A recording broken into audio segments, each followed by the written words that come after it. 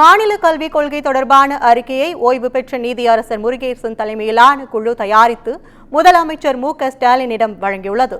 அறிக்கையில் வலியுறுத்தப்பட்டுள்ள முக்கிய அம்சங்கள் குறித்து இந்த செய்தி தொகுப்பிலே பார்க்கலாம்.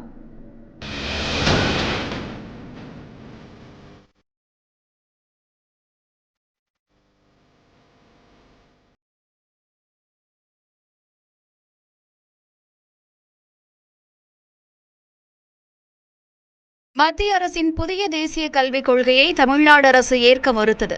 இதையடுத்து கடந்த 2022ஆம் ஆண்டு மாநிலத்திற்கான கல்விக் கொள்கை உருவாக்க முயற்சிகள் முடுக்கிவிடப்பட்டன. அதன் அடிப்படையில் ஓய்வு பெற்ற நீதிபதி முருகேசன் தலைமையில் 14 பேர் கொண்ட குழு அமைக்கப்பட்டது. இந்த நிலையில் தற்போது அக்குழு மாநில கல்விக் கொள்கை தொடர்பான அறிக்கையை முதலமைச்சர் மு.க.ஸ்டாலினிடம் சமர்ப்பித்துள்ளது. தமிழில் 600 பக்கங்களும் ஆங்கிலத்தில் 500 பக்கங்களிலும் அறிக்கை சமர்ப்பிக்கப்பட்டுள்ளது. அதில் தமிழ், ஆங்கிலம் ஆகிய இருமொழி கொள்கையை கடைபிடிக்க வேண்டும். மழலை பள்ளிகளில் சேர்க்கப்படும் குழந்தைகளுக்கு ஜூலை 31ஆம் தேதியோடு 3 வயது முடிந்திருக்க வேண்டும். 1ஆம் வகுப்பில் சேர்க்கப்படும் குழந்தைகளுக்கு ஜூலை 31ஆம் தேதியோடு 5 வயது முடிந்திருக்க வேண்டும். பள்ளிகளில் மாணவர் சேர்க்கைக்காக நுழைவுத் தேர்வுகள் நடத்தக்கூடாது. 10ஆம் வகுப்பில்தான் பொதுத் தேர்வு நடத்த வேண்டும் என்றும் அதற்கு முன்னதாக எந்த வகுப்பிலும் பொதுத் தேர்வு நடத்தக்கூடாது எனவும் குறிப்பிடப்பட்டுள்ளது. ஸ்போக்கன் இங்கிலீஷ் போல ஸ்போக்கன் தமிழ் மீதும் முதன்மையாக கவனம் செலுத்த வேண்டும்.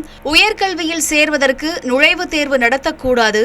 11, 12ஆம் வகுப்பு பாடங்களை பெயரளவுக்கு நடத்திவிட்டு பிற நுழைவுத் தேர்வுகளுக்கு முக்கியத்துவம் அளிக்கும் பள்ளிகள் மீது நடவடிக்கை எடுக்க வேண்டும்.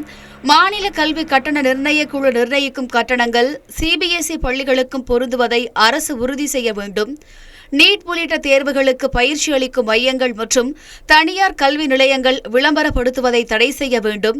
தேசிய கல்விக் கொள்கையில் குறிப்பிடப்பட்டுள்ளது போன்று உயர்கல்வியிலிருந்து பாதியில் வெளியேறும் மாணவர்களுக்கு சான்றிதழ் வழங்கும் முறையை கடைபிடிக்க கூடாது என்றும் தெரிவிக்கப்பட்டுள்ளது.